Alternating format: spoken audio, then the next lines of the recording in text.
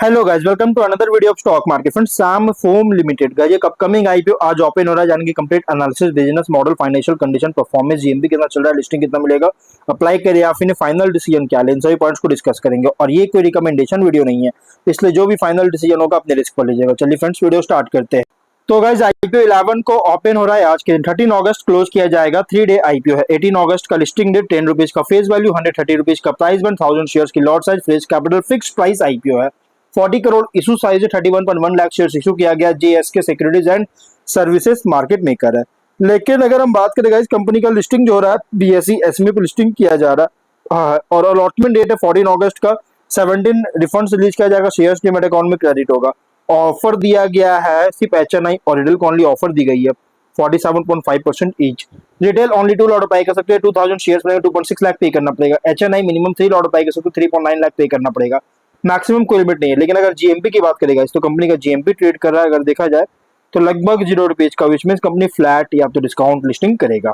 लेकिन अगर हम बिजनेस की बात करें तो 2020 में इनकॉर्पोरेट किया गया था और कंपनी जो है पॉली यूरिथेन फोम जो कि पीयू फॉर्म का मैट्रेसेस और अलाइड होम कंफर्ट प्रोडक्ट्स का मैन्युफैक्चरिंग, डिस्ट्रीब्यूशन, मार्केटिंग और सेल में इंगेज है, जो कि प्राइमरी कंपनी जो है इंडियन मार्केट के लिए करता है। और एडिशन में कंपनी जो है इंडस्ट्रियल ग्रेड पीयू फोम का भी प्रोड्यूस करता है, जो कि आगे मल्टीपल इंडस्ट्रीज में यूज होता है, जैसे furniture, apparel, sports goods, automotive applications.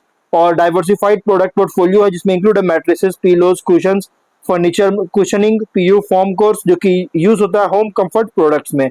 और कंपनी जो है स्पेशलाइज है customised PU foam mattress solutions में, और ये टेलर करता है स्पेसिफिक कस्टमर रिक्वायरमेंट्स को। इसका मैट्रेसेस जो होता है ये मार्केटेड है फ्रेश फेदर फ्रेश रेस्टिविया ब्रांड्स के अंडर मार्केटिंग करता है। और जो प्योर दोनों जो प्योर फोम और हाइब्रिड वेरिएंट्स जिसमें स्प्रिंग और रिबॉन्डेड फोम है, इन दोनों का ऑफर करता है कस्टमाइजेशन ऑप्शंस के साथ।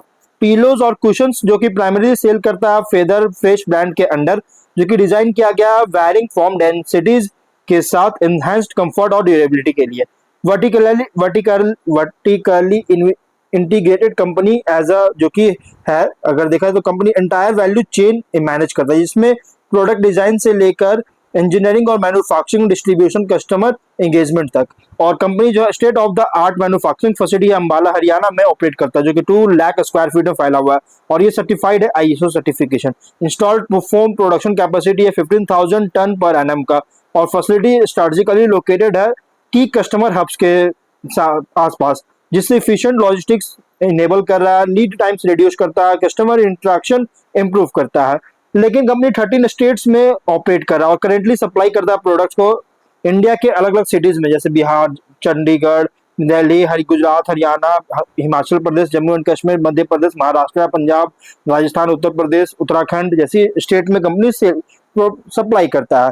तो गाइस कंपनी का जो ये बिजनेस है ना, ये अगर देखा जाए तो ये बिजनेस करता है। लेकिन हम फाइनेंशियल की बात करें तो एसेट्स है 49.3 करोड़ का, नेटवर्थ है 21.1 करोड़ का, रिजर्व्स 12.7 करोड़ का, डेट है 4 करोड़ का। लेकिन रेवेन्यू प्रॉफिट 24 में 73.9 करोड़ का रेवेन्यू, 3 करोड़ का प्रॉफिट। 25 में 81.6 करोड़ का रेवेन्यू, 3.6 करोड़ का प्रॉफिट।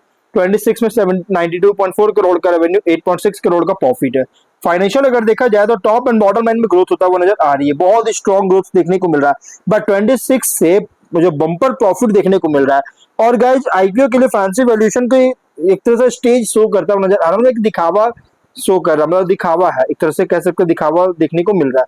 और अगर कॉम्पिटिटर की बात करें पीयर्स में सीला फोम, वेकफिट इनोवेशंस, यूरोप्रैटिक सेल्स, ये सभी इसके कॉम्पिटिटर है और सभी मेन बोर्ड कंपनीज है।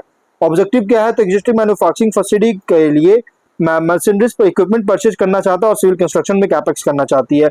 वर्किंग कैपिटल रिक्वायरमेंट्स में फाइनेंस करना चाहता है, जनरल कॉर्पोरेट पर्पस के लिए फंडिंग चाहता है। Ratios ROE 51.5, ROCE 45.7, RONW 41, PAT margin 9.4, EBITDA margin 11.9% का, debt equity 0.2, PV 5.1, P ratio 12.6 time का।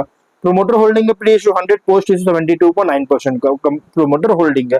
जैसे कि इसके रिसेंट फाइनेंशियल डेटा के अकॉर्डिंग प्राइस बैंड जो रखा गया एग्रेसिव, मतलब कि ओवरली प्राइस रखी गई है। लेकिन अगर स्वॉट एनालिसिस करें तो स्ट्रेंथ है क्या तो पीयू फोम मैट्रेसेस और होम कंफर्ट प्रोडक्ट सेक्टर में ऑपरेट करता है। पीयू फोम का मैन्युफैक्चर करता है कंज्यूमर और इंडस्ट्रियल दोनों एप्लीकेशंस के लिए। और प्रोडक्ट पोर्टफोलियो में इंक्लूड है mattress, pillows, cushions, other foam based comfort products, और इंटीग्रेटेड मैन्युफैक्चरिंग डिस्ट्रीब्यूशन कैपेबिलिटीज है जो कि बेटर कंट्रोल प्रोवाइड करता है प्रोडक्ट क्वालिटी और सप्लाई के ऊपर, और स्टैब्लिश्ड एक्सपीरियंस है मैट्रेस डिस्ट्रीब्यूशन मार्केटिंग में, जिससे कस्टमर और डीलर रिलेशनशिप को सपोर्ट करता है। Installed PU foam manufacturing capacity around 15,000 tonne annually है, और इससे एक्सपेंशन के लिए एक स्कोप प्रोवाइड करता है। लेकिन वीकनेस की बात करते हो, बिजनेस सिग्निफिकेंटली डिपेंड करता है पीयू फोम डिमांड और रॉ मटेरियल अवेलेबिलिटी पर। रॉ मटेरियल प्राइस फ्लक्चुएशन जो कि डायरेक्टली अफेक्ट करेगा मार्जिन को कर सकता है, और वर्किंग कैपिटल रिक्वायरमेंट्स जो कि इंक्रीज हो सकता है इन्वेंट्री और डिस्ट्रीब्यूशन एक्सपेंशन के साथ। कंपनी ऑपरेट करता है कॉम्पिटिटिव मैट्रेस और होम कंफर्ट मार्केट में, और ब्रांड बिल्डिंग डिस्ट्रीब्यूशन एक्सपेंशन में लगातार इन्वेस्टमेंट जरूरत पड़ेगा। लेकिन अपॉर्चुनिटीज की बात करें तो डिमांड ग्रो कर रही है मैट्रेसेस, स्लीप प्रोडक्ट्स और होम कंफर्ट सॉल्यूशंस के लिए, और ब्रांडेड मैट्रेसेस प्रोडक्ट्स में का एक्सपेंशन मार्जिन और कस्टमर लॉयल्टी को इंप्रूव कर सकता है। Furniture, hospitality, health care, automotive applications में ग्रोथ देखने को मिल रहा है, जिससे एडिशनल डिमांड पीयू फोम के लिए क्रिएट करता है, और न्यू जोग्राफिकल मार्केट्स में एक्सपेंशन डिस्ट्रीब्यूशन रिच इंक्रीज कर सकता है।